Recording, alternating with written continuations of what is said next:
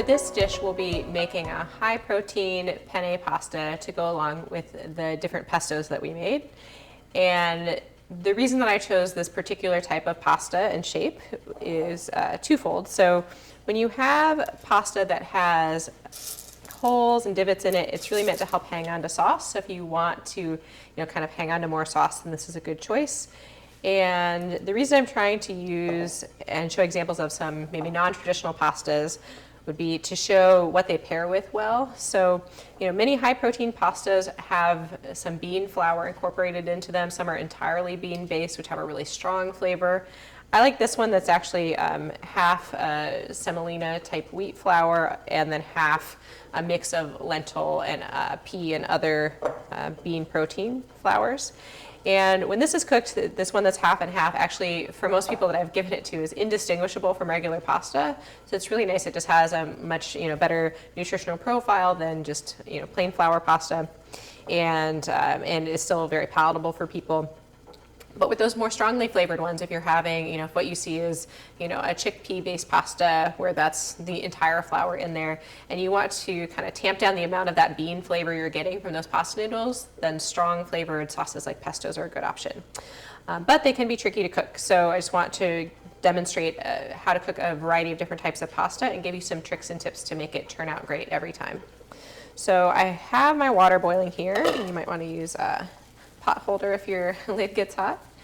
So I have about a gallon of water boiling, or about 4 liters, and part of what makes pasta taste good is the salt. So if you're trying to reduce salt in your diet, you can certainly leave that out. Your pasta will be less flavorful though, so you have to make up with that in some way with the sauce. So you want to add about a tablespoon of salt per gallon of pasta water.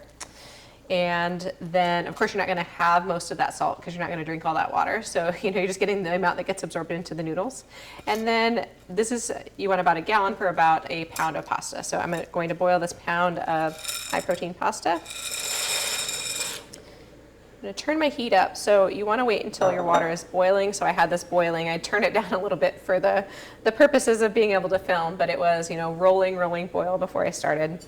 And then you can see when I added the salt that will help, since you're adding more solute to the water, it lowers the boiling temperature, so that's why it boils, you get an even more robust boil, so you need to be careful if your pot's really full.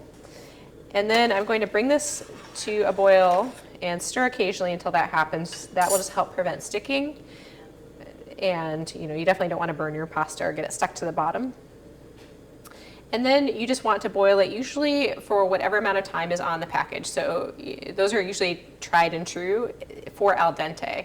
And so if you like your pasta softer, then you can certainly boil it for longer.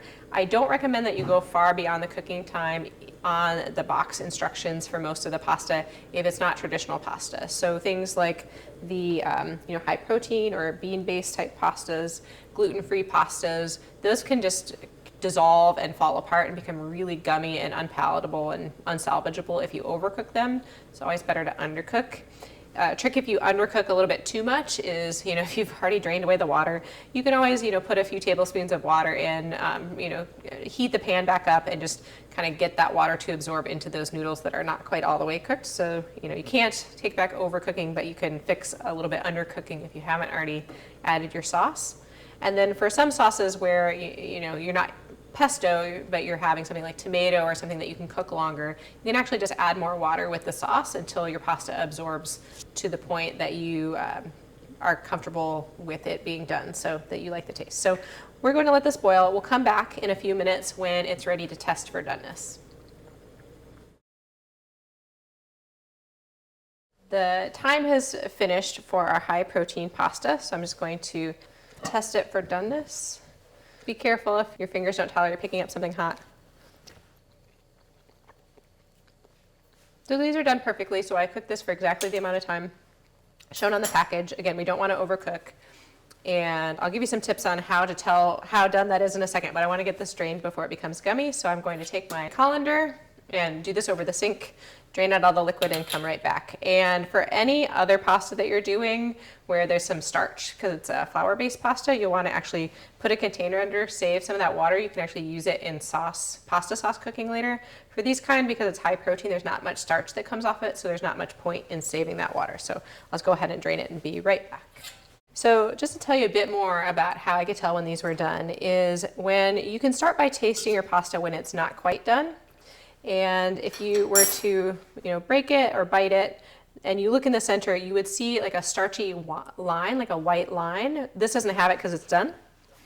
But if you see a white line like right along the inside of the pasta, then you know that it's not quite done. It needs to cook a little bit longer. Once that's disappeared though, kind of right at the point that that line has disappeared in your pasta, you're at a perfect al dente. So that's something I would encourage you to do each time you cook pasta, whether you're doing the gluten-free or the high protein or the regular pasta. That's a great rule of thumb to know when it's done.